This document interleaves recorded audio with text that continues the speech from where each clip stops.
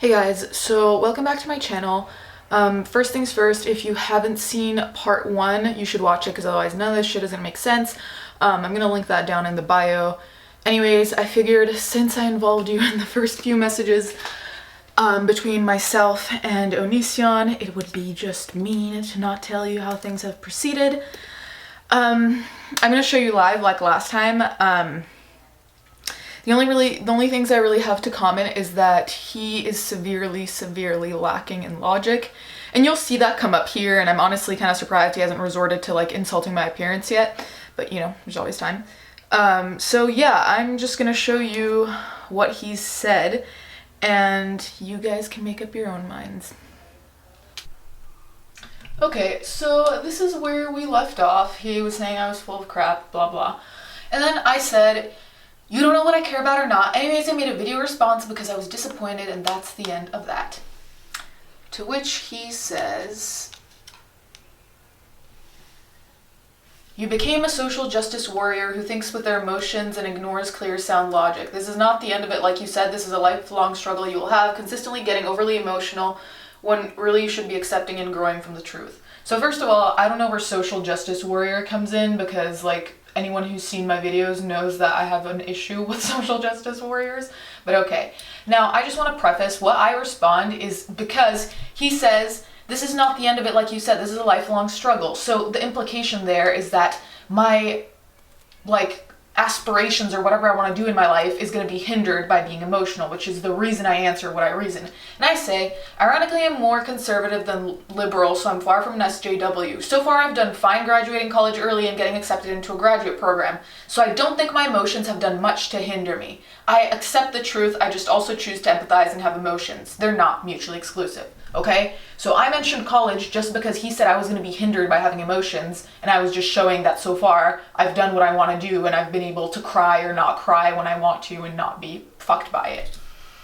So then he's like, did you really just imply that people who go to college are immune to letting their emotions take control over their reason? Which is ironic because right above I literally said, I just also choose to have to empathize and have emotions. So I literally just said that, and he jumps to this point. I don't know how, like with what kind of thinking.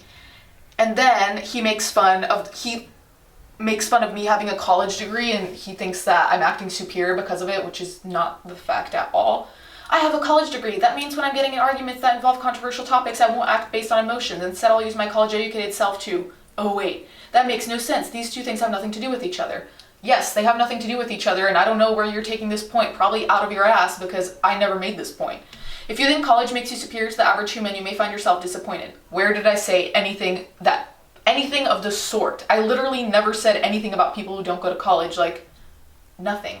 There are plenty of people with wonderful social skills and reasoning skills who have little to no education. Point is, you responded emotionally, not with reason. Either way, this conversation should end as it is a waste of time. Remember this. He says this conversation should end because it's a waste of time. You seem very confident in your way. And I said, actually, no, but I know you like to twist things to fit your agenda. In your previous message, you claimed this is not the end of it, like you said, this is the lifelong struggle you will have. To which I responded that so far I've been successful in achieving what I want while being quote-unquote emotional, thus invalidating your whole narrative of emotion versus facts. I specifically said that emotion and truth facts aren't mutually exclusive, so everything you replied is beside the point. I didn't predict you'd try to undermine anything I said by twisting it, though. You're right, this is pointless because you'd never admit to being wrong or be open to see other perspectives. Bye. And then, sorry, I'm fucking everything up here. And then he said, so explain to me how pointing out deaths being ignored because they're not popular / edgy is wrong. Explain to me how it is okay to act like you care about Manchester but not the 42 children that died from the US bombing yesterday. To which I say, your logic.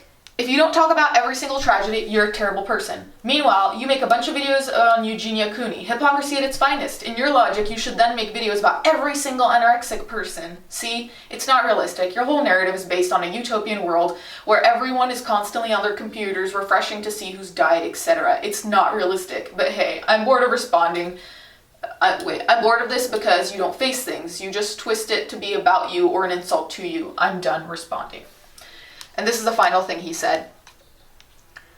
Okay, run from the conversation. That's fine. Which is hilarious because earlier he's like, this conversation should just end. He said it first, and then now he's saying I'm running from it. And then he's like, but you ignored the whole comparing a worse tragedy that got little attention to a lesser tragedy that got more attention. And the whole point of the Eugenia videos is that there is no anorexic person in the world that triggers people to starve themselves more. So I was actually attacking the biggest issue which eliminates what you just said. Also, the 42 children that died recently and the nearly 30 toddlers on top of that, neither of that got the amount of attention, which makes my point beyond clear and true. It looks like your college education isn't saving you here. Okay, so this I haven't answered because I said I wasn't going to answer.